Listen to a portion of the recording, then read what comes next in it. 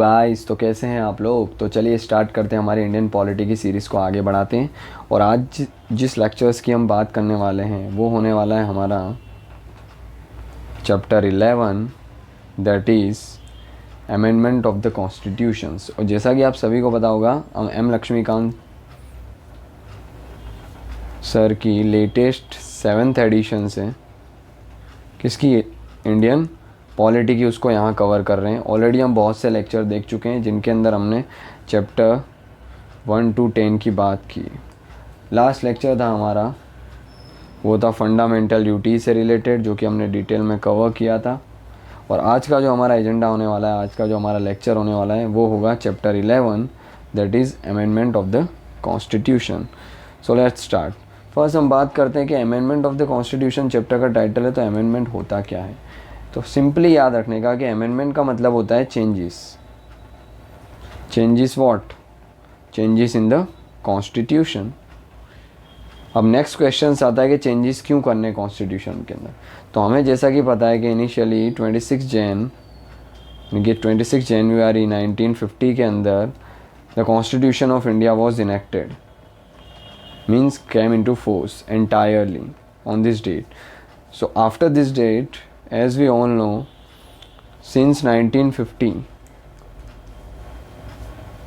today onwards 2024, हम जानते हैं हमारे इंडियन सोसाइटी के अंदर कितने चेंजेस हुए हैं, है ना। हर एक लेवल पे हम बात करें, religious, race, caste, sex, place of birth, descent, हर एक सेक्टर में हम देखते हैं बहुत से चेंजेस देखने को मिले।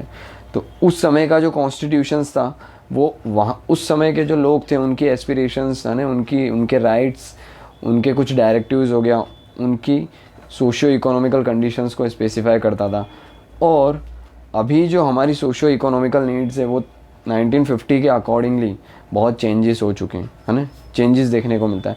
तो वही चेंजिंग नीड्स को क्या करने के लिए, स्पेसिफाई करने के लिए, फुलफ़िल करने के लिए कॉन्स्टिट्यूशन को टाइम टू टाइम चेंज किया गया है, ताकि क्या कर सके हम, सोसाइटी की जो प्रेजेंट नीड्स हैं उसको, उसके अकॉर्डिंगली हमारे कॉन्स्टिट्यूशंस को लेके चल सके। तो इसीलिए किया जाता है अमेंडमेंट। तो अमेंडमेंट का मतलब क्या होता है, चेंजेस क्यों किए जाते हैं। तो सबसे फॉरमोस्ट रीज़न है in order to adjust itself हो गया to the changing needs and the conditions हो गया of the Indian society.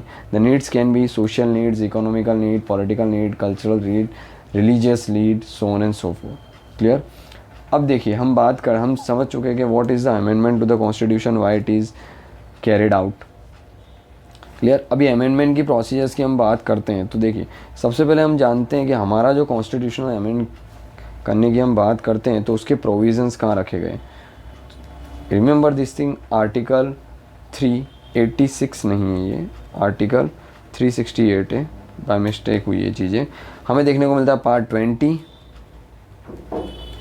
Article 368, जो कि बात करता है how to amend the constitution. Constitution amendment की प्रोसीजर्स क्या होनी चाहिए,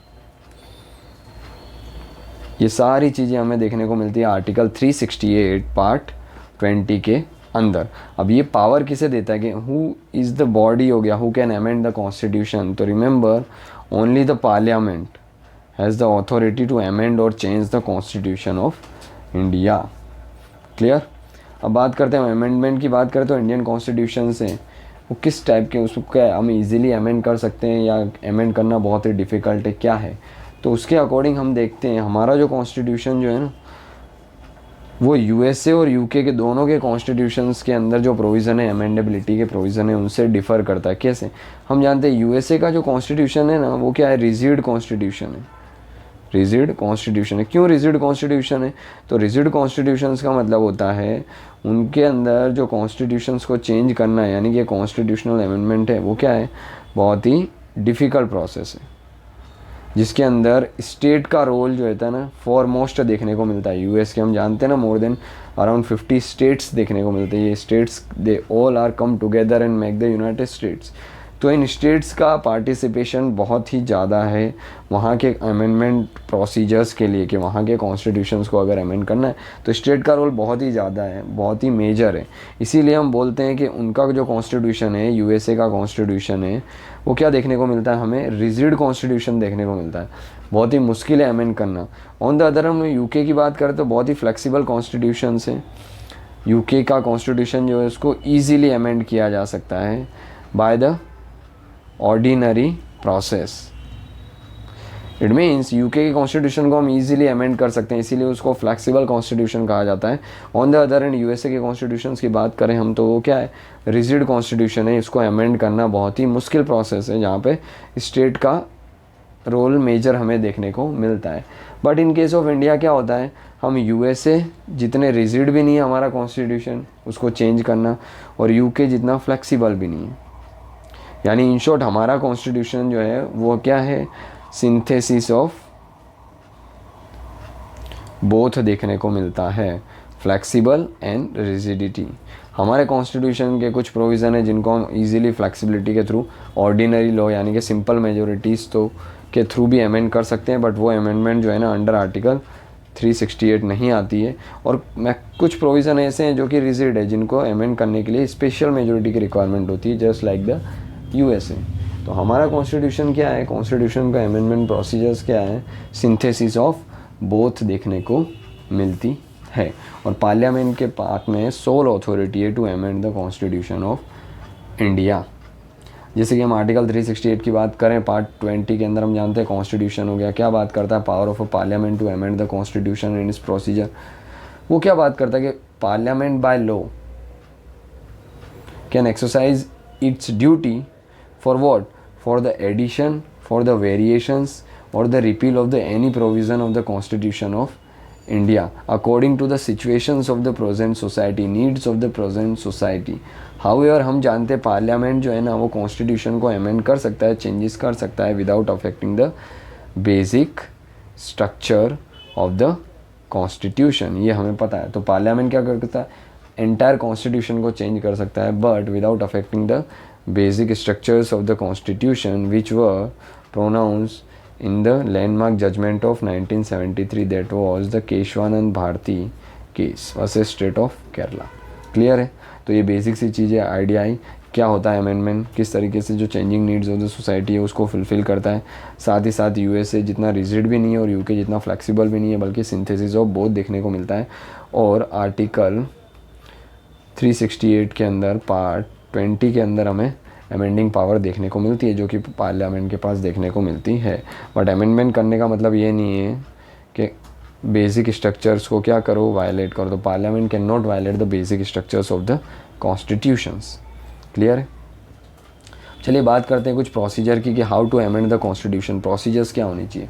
तो सबसे पहले the procedure for the amendment of the constitution हम जानते हैं कहाँ लिखी गई है, आर्टिकल 368 के अंदर procedure of the amendment of the constitution लिखी गई है पार्ट 20 के अंदर। अब होता क्या, अगर कोई भी सपोज़ कोई भी अमेंडमेंट करना है, कॉन्स्टिट्यूशंस के अंदर अमेंडमेंट करना है, तो सबसे पहले क्या होता है, बिल इंट्रोड्यूस करना होता है बाय इन द पार्लियामेंट। ठीक है, note in the state legislature, हम बात कर चुके हैं स्टेट लेजिस्लेचर के पास कॉन्स्टिट्यूशन को अमेंडमेंट करने की पावर नहीं है। तो सबसे पहले इंट्रोड्यूस करना पड़ता है, बिल हो गया in the parliament in the other house of the parliament, या तो लोकसभा या तो राज्यसभा, किसी भी हाउस के अंदर बिल जो है ना वो इंट्रोड्यूस किया जा सकता है। वो मिनिस्टर्स के द्वारा भी किया जा सकता है और कोई प्राइवेट मेंबर के द्वारा भी किया जा सकता है। प्राइवेट मेंबर का मतलब होता है नॉन मिनिस्टर, मतलब वो रूलिंग पार्टी का एमपी भी हो सकता है, रूलिंग एमपी भी हो सकता है। तो सबसे पहले किसी भी हाउस के अंदर बिल इंट्रोड्यूस किया जा सकता है, लोकसभा के अंदर भी, राज्यसभा के अंदर। दूसरा, वो मिनिस्टर्स के द्वारा भी इंट्रोड्यूस किया जा सकता है और प्राइवेट मेंबर के द्वारा भी इंट्रोड्यूस किया जा सकता है। साथ ही साथ प्रायर प्रेसिडेंट की कंसेंट या प्रायर प्रेसिडेंट की परमिशन लेने की रिक्वायरमेंट नहीं होती है। सॉरी। तो prior permission of a president हो गया, is not require in case of a constitutional amendment bill. इसके बाद क्या होता है कि ईच हाउस में, यानी कि लोकसभा के अंदर और राज्यसभा के अंदर सेपरेटली क्या होता है, बिल को स्पेशल मेजोरिटी के थ्रू पास किया जाता है। स्पेशल मेजोरिटी मतलब majority of total membership and the majority of 2/3 present and voting. हम लोग मेजोरिटी के लेक्चर में ऑलरेडी देख चुके हैं। तो ईच हाउस सेपरेटली सो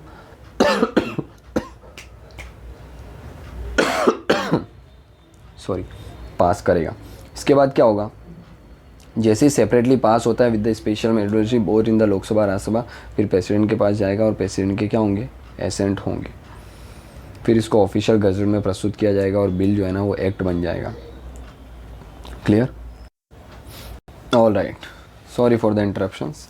देखिए, तो हम बात कर रहे थे कॉन्स्टिट्यूशनल अमेंडमेंट की प्रोसीजर क्या होती है। हम सबसे पहले हमको याद रखना पड़ेगा, बिल इंट्रोड्यूस किया जाना चाहिए या तो लोकसभा में या तो राज्यसभा में, पहले किसी भी हाउस में इंट्रोड्यूस किया जा सकता है। वो प्राइवेट मेंबर्स और के द्वारा भी इंट्रोड्यूस किया जा सकता है और मिनिस्टर के द्वारा भी इंट्रोड्यूस किया जा सकता है। और prior consent of the president is not require in case of constitutional amendment bill. इसके बाद हर एक हाउस यानी कि लोकसभा और राज्यसभा सेपरेटली स्पेशल मेजोरिटी के थ्रू क्या करेंगे, उस बिल को पास करेंगे। स्पेशल मेजोरिटी का मतलब क्या होता है, majority of a total members and the majority of 2/3 present and voting. ये स्पेशल मेजोरिटी का फ्लेवर देखने को मिलता है, फ्लेवर 2। हम ऑलरेडी बात कर चुके हैं स्पेशल मेजोरिटी की और डिफरेंट टाइप ऑफ मेजोरिटी की इन द कॉन्स्टिट्यूशन। आपने अगर वो लेक्चर नहीं देखा हो तो प्लीज़ उस लेक्चर को एक बार देखिए, तो आपको क्लियर हो जाएगा किस टाइप की मेजोरिटी है। फिर क्या होता है, अगर सेपरेटली स्पेशल मेजोरिटी के through Lok Sabha Rajya Sabha each houses में पास होता है बिल, तो प्रेसिडेंट के पास जाता है एसेंट के लिए और वो एसेंट्स के थ्रू क्या बन जाता है, कॉन्स्टिट्यूशनल अमेंडमेंट बिल बन जाता है। एंड रिमेंबर द थिंग, अगर लोकसभा राज्यसभा ने सेपरेटली उस बिल को स्पेशल मेजोरिटी से पास किया है, प्रेसिडेंट के पास बिल गया, तो प्रेसिडेंट जो है ना मस्ट गिव हीज और हर एसेंट हो गया टू द बिल। ओरिजिनली नहीं था, रिटर्न कर सकता था, but by the 24th constitutional amendment act 1971 के थ्रू क्या किया गया कि प्रेसिडेंट जो है ना उसको एसेंट देना कंपलसरी कर दिया गया। Means in case of a constitutional amendment bill the president has to give his और हर एसेंट हो गया to the bill. He can not deny और refuse for the assent. Clear. इसके बाद रिमेंबर, कॉन्स्टिट्यूशनल अमेंडमेंट बिल के लिए joint sitting के provisions नहीं हैं। हम जानते हैं ना, ऑर्डिनरी बिल हो गए, ऑर्डिनरी बिल के लिए जनरली क्या जॉइंट सिटिंग के प्रोविजंस होते हैं। क्या होगी हम फ्यूचर में देखेंगे जब हम पार्लियामेंट के बारे में बात करेंगे। तो जॉइंट सिटिंग का जो केस है वो कॉन्स्टिट्यूशनल अमेंडमेंट बिल के लिए नहीं है। जब भी डेडलॉक होता है, लोकसभा ने पास किया, राज्यसभा के अंदर फेलियर हो गया, बिल पास नहीं हुआ, या राज्यसभा ने पहले पास किया, लोकसभा के अंदर फेलियर हो गया, बिल पास नहीं हुआ, तब जॉइंट सिटिंग के प्रोविज़न होते हैं। पर कॉन्स्टिट्यूशनल अमेंडमेंट बिल के लिए जॉइंट सिटिंग के प्रोविज़न नहीं देखने को मिलते हैं। क्लियर है? ओके। अगेन हम बात करते हैं, if the bill affect the federal features of the state हो गया, फेडरल फीचर्स हो गया, देन द स्टेट मस्ट हो गया ratify and taken into the consideration. हम जानते हैं अगर वो बिल को जनरली स्पेशल मेजोरिटी से पास किया जाता है, if the bill is not affecting the federal structures हो गया यानी कि स्टेट पावर। जब कोई ऐसा बिल लाया जाता है जो कि क्या है, स्टेट पावर यानी कि स्टेट की पावर को क्या करता है, कर्ब करने की कोशिश करता है, तब जो मेजोरिटी का यूज़ किया जाता है वो होती है majority of a total membership and the majority of 2/3 present and voting. Plus हम जानते हैं मोर देन 50% स्टेट जो है उनको सिंपल मेजोरिटी से क्या करना होता है, रेटिफाई करना होता है। तो ये चीज़ें सिर्फ और सिर्फ तभी यूज़ होती है जब फेडरल स्ट्रक्चर को कोई भी बिल है या प्रपोजल है वो क्या कर रहा हो, अफेक्ट कर रहा हो। क्लियर है? ओके। इसके बाद हम बात करें तो after the ascent of the president the bill become the act and the constitution हो गया स्टैंड द अमेंडेड। क्लियर है? तो ये चीज़ें देखने को मिलती है कि these are the entire process हो गया how to amend the constitution through the constitutional amendment bill under article 368। अगर ये आपको समझ नहीं आया होगा, अगर नहीं आया हो कि स्टेट मस्ट बी रेटिफाई, ये 50% का चांस क्या है, तो सेम चीज़ें हमने डिस्कस की है हमारी अमेंडमेंट ऑफ द कॉन्स्टिट्यूशन जो है उसके अंदर मेजोरिटी का चैप्टर है पूरा कि मेजोरिटी ऑफ द कॉन्स्टिट्यूशन, एक एंटायर डेडिकेट किया हमने लेक्चर्स, तो वह देख सकते हैं आप, तो आपको क्लियर हो जाएगा कि मोर देन 50% स्टेट है जिनको सिंपल मेजोरिटी से रेटिफाई करना होता है। क्लियर? तो ये एंटायर प्रोसेस देखने को मिलती है for the amendment of the constitution. इसके बाद हम बात करते हैं कि टाइप्स ऑफ द अमेंडमेंट, किस किस टाइप के अमेंडमेंट देखने को मिलते हैं हमें। तो हम जानते हैं, देखिए आर्टिकल 368 के अंदर अमेंडमेंट ऑफ द कॉन्स्टिट्यूशन की प्रोसेस लिखी हुई है। वो जनरली 2 टाइप्स के अमेंडमेंट्स की बात करता है। पहला स्पेशल मेजोरिटी हमने देखा था, majority of the total membership of the house plus majority of 2/3 present and voting, जो लास्ट में देखा हमने वो। और सेकेंड क्या है कि ये मेजोरिटी जो सेकेंड के अंदर मेजोरिटी थी वो तो है ही, साथ ही साथ क्या है, the majority and the ratification by the more than half of the state, ये है सेकंड टाइप का। तो ये 2 टाइप के अमेंडमेंट ही हमें देखने को मिलते हैं article 368। Third type of amendment है that is the simple majority. ये जो मेजोरिटी है ये कॉन्स्टिट्यूशन के आर्टिकल 368 के अंदर मेंशन नहीं है। रिमेंबर, आर्टिकल 368 के अंदर सिर्फ और सिर्फ हमें 2 टाइप ऑफ मेजोरिटी यानी कि स्पेशल मेजोरिटी देखने को मिलती है, जो कि क्या बात करती है, कॉन्स्टिट्यूशन को अमेंडमेंट करने की बात करती है। Other than the 2 types of majorities, simple majority exist हो गया, but simple majority is not a part of article 368। Remember, और सिंपल मेजोरिटी से बहुत से प्रोविज़न है कॉन्स्टिट्यूशन के जो चेंज किए जा सकते हैं, बट ये जो मेजोरिटी है उसको हम कॉन्स्टिट्यूशनल अमेंडमेंट हुआ ऐसा कंसिडर नहीं करते हैं। It means constitution can be amended only by the using special majority. Remember this thing, constitution को अमेंडमेंट करना है तो स्पेशल मेजोरिटी की रिक्वायरमेंट होगी। अगर कोई भी प्रोविज़न अगर कॉन्स्टिट्यूशन का सिंपल मेजोरिटी से भी अगर क्या होता है अमेंड किया जा रहा है तो वो अमेंडेबिलिटी जो है ना उसको हम आर्टिकल 368 के तहत कॉन्स्टिट्यूशनल अमेंडमेंट नहीं बोलेंगे। फॉर एग्जांपल हम जानते हैं सिंपल मेजोरिटी से क्या कर सकती है पार्लियामेंट जो है वो स्टेट की बाउंड्रीज नेम वगैरह चेंज कर सकती है ना। बट ये जो अमेंडमेंट है वो क्या हुआ आउटसाइड आर्टिकल 368 देखने को मिलता है, यानी कि ये जो अमेंडमेंट है ना उसको हम कॉन्स्टिट्यूशनल अमेंडमेंट नहीं बोलेंगे क्योंकि ये सिंपल मेजोरिटी से भले कॉन्स्टिट्यूशन के अंदर चेंजेस किए पर ये अमेंडमेंट अंडर 368 नहीं आता है, यानी कि कॉन्स्टिट्यूशनल अमेंडमेंट के तहत नहीं आता है। क्लियर है, ये डिफरेंस देखने को मिलता है।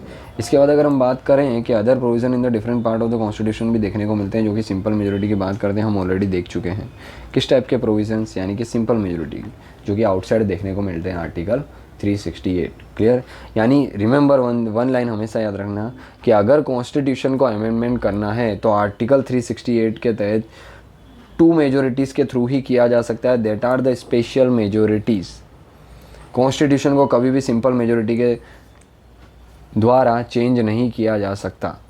कॉन्स्टिट्यूशन में जो भी चेंजेस हो रहे हैं सिंपल मेजोरिटी के द्वारा उसको हम कॉन्स्टिट्यूशनल अमेंडमेंट नहीं बोलेंगे, भले चेंजेस हो रहे हैं।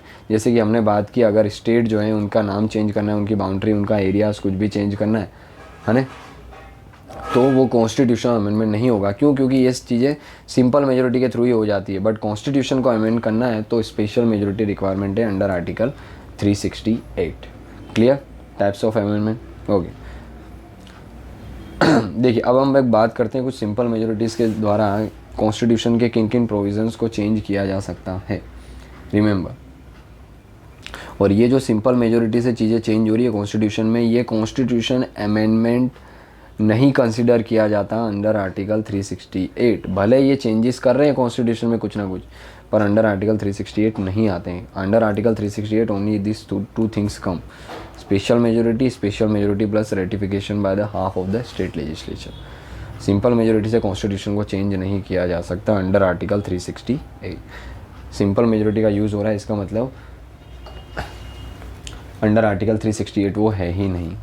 अब सिंपल मेजोरिटी से क्या क्या चीज़ें चेंज की जा सकती है, तो देखिए क्या किया जा सकता है, एडमिशन और the establishment of the new state किया जा सकता है इजीली। हम लोग देख चुके पार्ट 1 के अंदर ये आर्टिकल्स है ना, जैसे कि आर्टिकल 3 देखा था हमने, 2 जो आउटसाइड स्टेट जो है ना उसको इनकॉर्पोरेट करने की बात कर रहा था, और आर्टिकल 3 क्या होता है इंटरनल रीअरेंजमेंट की बात कर रहा था, वो हम देख चुके हैं। सिंपल मेजोरिटी से किया जा सकता है। Formation of a new state and the alteration of the area boundary और the names of the existing state क्या है, सिंपल मेजोरिटी से किया जा सकता है। फिर abolition in the creation of a legislative council in the state, simple majority से पार्लियामेंट कर सकती है। सेकंड शेड्यूल्स को चेंज करना है, सेकंड शेड्यूल हम देखेंगे फ्यूचर में, उसमें क्या है सैलरीज एंड एम्यूलेशंस की बात की है, इंपॉर्टेंट ऑफिस के सैलरीज, तो ये भी सिंपल मेजोरिटी से चेंज किया जा सकता है। कोरम इन द पार्लियामेंट अभी 10% देखने को मिलता है कि भाई मिनिमम 10% स्ट्रेंथ होनी चाहिए पार्लियामेंट की, तभी पार्लियामेंट की प्रोसीडिंग जो है ना वो स्टार्ट होगी। तो वो कोरम है, अगर उसको चेंज करना है वो भी सिंपल मेजोरिटी के थ्रू किया जा सकता है। Salary allowances of the member of a parliament change किया जा सकता है। Rules of the procedure in the parliament simple majority से चेंज किया जा सकता है। प्रिविलेजेस टू द पार्लियामेंट है, use of English language in the parliament है। नंबर ऑफ प्यूनी जजेस हो गया in the supreme court. Puny जजेस यानी कि जजेस other than the chief justice of India, सारे जजेस को हम लोग प्यूनी जजेस ही कहते हैं। इनके नंबर चेंज करने वो भी सिंपल मेजोरिटी से होता है। और भी बहुत सारी चीज़ें दी गई है, आप बुक में रिफ़र कर सकते हैं, जैसे use of the official language, citizenship, union territory, delimitation, constituency, 6 schedules को चेंज करना है। तो ये सारी चीज़ें कहीं ना कहीं क्या है सिंपल मेजोरिटी से चेंज की जा सकती है। बट ये जो है ना इसको हम कॉन्स्टिट्यूशनल अमेंडमेंट अंडर आर्टिकल 368 नहीं कहेंगे, रिमेंबर। क्लियर। अब स्पेशल मेजोरिटी से कौन कौन से प्रोविज़न चेंज किए जा सकते हैं उसे देखते हैं हम स्पेशल मेजोरिटी का यूज़ करके। सबसे पहले सेकेंड फ्लेवर का यूज़ करके कौन कौन से चेंजेस किए जा सकते हैं। पहली चीज़, पार्लियामेंट के हाथ में ही पावर है, स्टेट लेजिस्लेचर के हाथ में पावर नहीं देखने को मिलती है। और majority of the provision in the constitution जो है ना need to be amended by the special majority of the parliament, that is this majorities. Special majority के अंदर हम ऑलरेडी देख चुके हैं क्या होता है, more than 50% of entire strength of the house, हम जानते हैं 543 हैं, जिसके अंदर मोर देन 50% यानी कि 271 प्लस या 272 प्लस सीटें वोट फेवर में होने चाहिए तो ही बिल पास होगा, तो उसको बोलते हैं हम स्पेशल मेजोरिटी। प्लस क्या होते हैं, more than 2/3 of present and voting, जितने भी लोग प्रेजेंट है और वोट कर रहे हैं उनके मोर देन 2/3 हो गया वो सपोर्ट में होना चाहिए। ये स्पेशल मेजोरिटी और मेजोरिटी प्रोविजन इसी के थ्रू कॉन्स्टिट्यूशन में चेंज किए जाते हैं, जो कि आर्टिकल 368 का पार्ट देखने को मिलता है। कैसे कैसे प्रोविज़न, जैसे कि हम बात करें फंडामेंटल राइट, वो इस मेजोरिटी के थ्रू चेंज किया जा सकता है। DPSPs हो गए, directive principle of state policy, ये भी इसी के थ्रू चेंज किया जा सकता है। साथ ही साथ ऑल अदर प्रोविज़न हो गया विच आर नॉट कवर्ड हो गया by the first and the third category. इसका मतलब ये और ये फर्स्ट और थर्ड कैटेगरी को छोड़ के जितने भी प्रोविजंस हैं वो कहीं ना कहीं स्पेशल मेजोरिटी सेकंड फ्लेवर्स यानी कि सेकंड टाइप से क्या किए जा सकते हैं, चेंजेस किए जा सकते हैं। अब थर्ड टाइप की मेजोरिटी का यूज़ क्या होता है, ratification by more than half of the state. तो ये प्रोविज़न या ये मेजोरिटी का यूज़ तभी होता है जब क्या होते हैं, फेडरल फीचर्स से अफेक्ट होते हैं, federal features of the constitution जो है ना वो कहीं ना कहीं अफेक्ट होंगे, तभी क्या होगा, इस मेजोरिटी का यूज़ करके बिल पास होगा। इसमें क्या होता है, मोर देन 50% स्टेट, हम जानते हैं 28 स्टेट है, मोर देन 50% यानी कि 14 प्लस स्टेट को क्या होता है, सिंपल मेजोरिटी से उनके रिस्पेक्टिव स्टेट लेजिस्लेचर्स के अंदर क्या होता है, बिल को पास करना होता है और अपनी कंसेंट देनी होती है। अगेन मैंडेटरी है इनकी कंसेंट लेना प्रेसिडेंट के लिए, बट इनके जो व्यूज़ होंगे वो बाइंडिंग नहीं है। अगर ये मना भी करते हैं कि ये प्रोविज़न्स नहीं ऐड किया जाना चाहिए, तो भी प्रेसिडेंट क्या कर सकता है, इनकी बातों को रिफ्यूज़ करके पार्लियामेंट को अलाउ कर सकता है कि वो इस प्रोविज़न्स को चेंज करें, जो भी रिस्पेक्टिव बिल है उसके अकॉर्डिंगली। तो कौन कौन से ऐसे प्रोविज़न होते हैं जो फेडरल स्ट्रक्चर को अफेक्ट करते हैं, जैसे इलेक्शन टू द प्रेसिडेंट हो गया एंड इट्स मैनर्स हो गया, क्योंकि प्रेसिडेंट क्या है, हेड ऑफ द स्टेट्स माना जाता है। स्टेट के MLAs भी पार्टिसिपेट करते हैं प्रेसिडेंट के इलेक्शन में, इसीलिए अगर उनके इलेक्शन चेंज हो रहे हैं तो क्या करना पड़ेगा, रेटिफाई करना पड़ेगा मोर than half of the state. Extent of the executive power of the union and the state, supreme court हो गया एंड द हाई कोर्ट हो गया। Distribution of legislative power of the between the union and the state. Goods and service tax हो गया, most important taxes and reform माना जाता है country का। एनी अदर लिस्ट हो गया इन द 7th शेड्यूल हो गया, तो भी representation of the state in the parliament हो गया, राज्यसभा, इसके अंदर भी चेंजेस करने तो रेटिफाई करना पड़ेगा। और power of the parliament to amend the constitution and its procedure under article 368 itself, इसको भी अमेंड करना है तो भी थर्ड टाइप की स्पेशल मेजोरिटी का यूज़ करके किया जाना चाहिए। क्लियर है? तो ये देखने को मिलते हैं हमें कुछ प्रोविज़न ऑफ द कॉन्स्टिट्यूशन जो कि कुछ सिंपल मेजोरिटी से पास चेंजेस हो रहे थे, कुछ स्पेशल और कुछ स्पेशल एंड रेटिफिकेशंस के थ्रू। रिमेंबर कॉन्स्टिट्यूशन अमेंडमेंट सिर्फ और सिर्फ 2 तरीके से ही किया जाता है। इस तरीके से जो भी अमेंडमेंट हो रहे हैं उनको हम कॉन्स्टिट्यूशनल अमेंडमेंट अंडर आर्टिकल 368 नहीं कहेंगे। क्लियर है? अब हम देखते हैं कुछ criticism of the constitutional amendment हो गया। कुछ ऑथर्स हैं, कुछ कॉन्स्टिट्यूशनल एक्सपर्ट है जिन्होंने क्या किया है, क्रिटिसाइज़ किया है इस प्रोविजंस को। किस बेस पे क्रिटिसाइज़ किया है, तो चलिए देखते हैं। Firstly, no provision for the body like the constitutional convention और the constitutional assembly for amendment. USA के अंदर हम देखते हैं अगर कॉन्स्टिट्यूशन को चेंजेस करना है तो कॉन्स्टिट्यूशनल कन्वेंशंस करके प्रोसीजर देखने को मिलती है। ऑन द अदर हैंड हो गया कॉन्स्टिट्यूशनल असेंबली करके भी क्या होती है, कुछ बॉडीज़ देखने को मिलती है, जो इनिशियली हमने देखा था ना कॉन्स्टिट्यूशन फॉर्मेशंस के लिए इस बॉडी को बनाया गया था। तो ऐसे कुछ प्रोविज़न देखने को नहीं मिलते, हम सिंपली स्पेशल मेजोरिटी का यूज़ करके कॉन्स्टिट्यूशन को अमेंड कर देते हैं, जो कि क्या है, कहीं ना कहीं क्रिटिक्स माना जाता है, वन ऑफ द क्रिटिक्स माना जाता है अमेंडमेंट प्रोसीजर का। इसके अलावा हम जानते हैं कि state legislature can not initiate the process हो गया, ये भी एक बहुत बड़ा क्रिटिसिज्म माना जाता है कि भाई अगर कॉन्स्टिट्यूशन को अमेंडमेंट करना है तो स्टेट का कोई रोल ही नहीं है इसमें, जबकि स्टेट जो है ना आर द इक्वली इंपॉर्टेंट हो गया इन case of a federal system of the governance.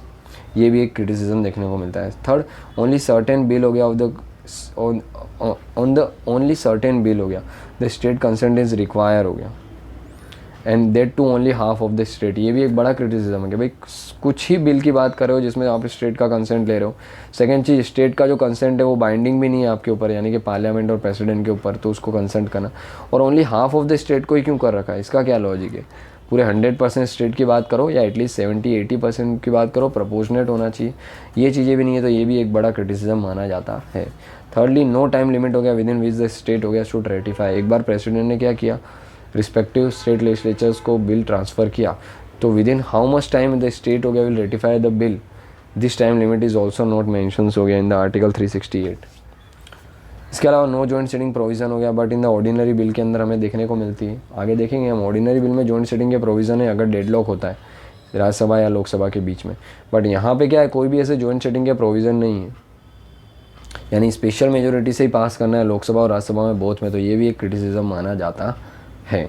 इसके अलावा provision related to it's too sketchy हो गया, hence leave a wider scope हो गया फॉर द जुडिशियल रिव्यू, मतलब इसके कुछ प्रोविजंस हमें ऐसे देखने को मिलते हैं जो कि क्या है, बहुत ही स्केची टाइप है, जो कहीं ना कहीं जुडिशियल रिव्यू के लिए हर एक बिल को कहीं ना कहीं स्पेसिफाई कर ही देते हैं, और जुडिशरी को इंटरप्रिटेट करना होता है उसको और आगे लेके जाना होता है, यानी कि जुडिशियल का स्कोप जो है ना बढ़ा देते हैं, क्योंकि ऐसे वेग टर्मिनोलॉजीज़ भी हमने देखे थे जिनको ना ही डिफाइन किया गया है ना ही प्रॉपर डिस्क्राइब किया गया, इसीलिए हमें क्या है कुछ ऐसे प्रोविजंस देखने को मिलते हैं जो क्या है मैक्सिमम जुडिशरी को पावर दे देते हैं कि जुडिशियल रिव्यू का स्कोप बढ़ा देते हैं। केसी वेयर जो थे एक्सपर्ट हो गया, इनने क्या बोला था कि हमारा जो कॉन्स्टिट्यूशन के अमेंडमेंट प्रोसीजर है वो क्या है, एक बैलेंस स्ट्राइक करता है between the flexibility and rigidity, हम लोग फर्स्ट स्लाइड में ऑलरेडी देख चुके हैं। क्लियर है। इसके अलावा हम बात करें तो और भी कॉन्स्टिट्यूशनल एक्सपर्ट है जिन्होंने कमेंट किए, जैसे कि हम बात करते हैं डॉक्टर भीमराव अंबेडकर की। तो डॉक्टर भीमराव अंबेडकर ने क्या कहा था, द असेंबली हो गया हैज़ नॉट ओनली रिफ्रेन हो गया फ्रॉम पुटिंग अ सील हो गया ऑफ द फाइनलिटी हो गया इन द इनफेलिबिलिटी हो गया upon this constitution by denying the people हो गया द राइट टू डिमांड और right to amend the constitution हो गया एज इन द कैनेडा, और by making the amendment to the constitution subject to the fulfilment of the extra ordinary terms and the condition as the America. Means हमने ये जो procedure रखी है फ्लेक्सिबिलिटीज़ and rigidity दोनों के सिंथेसिस की, ये कहीं ना कहीं क्या होती है, अलाउ करती है पार्लियामेंट को कि वो क्या कर सके, फ्लेक्सिबिलिटी जो है यानी कि नीड्स है, चेंजिंग नीड्स है, उसके अकॉर्डिंगली क्या कर सके, कॉन्स्टिट्यूशन को अमेंडमेंट कर सके, और कुछ प्रोविज़न ऐसे जो ज़्यादा मोस्ट इंपॉर्टेंट नहीं माने जाते उनको आउटसाइड द अमेंडेबिलिटी रखा गया है। तो ये सिंथेसिस ऑफ बोथ जो है ना, रिजिडिटी और फ्लेक्सिबिलिटी का ये बेस्ट कॉम्बिनेशन माना जाता है। क्लियर। और at the end remember, constitution को अमेंड इसीलिए किया जाता है ताकि वो present need and aspirations of the Indian society है उसको फुलफिल कर सके। और कॉन्स्टिट्यूशन में मैक्सिमम आप जो कैपिटल लेटर देखते हो ना, ए बी, कोई भी आर्टिकल के पीछे जैसे 21A B C, ऐसे कैपिटल लेटर के अंदर जो भी लेटर्स देखते हो ना आप, तो वो मोस्टली आप ऐसा कंसिडर कर सकते हो कि ये कहीं ना कहीं क्या किया गया है, अमेंड किया गया है। क्लियर है।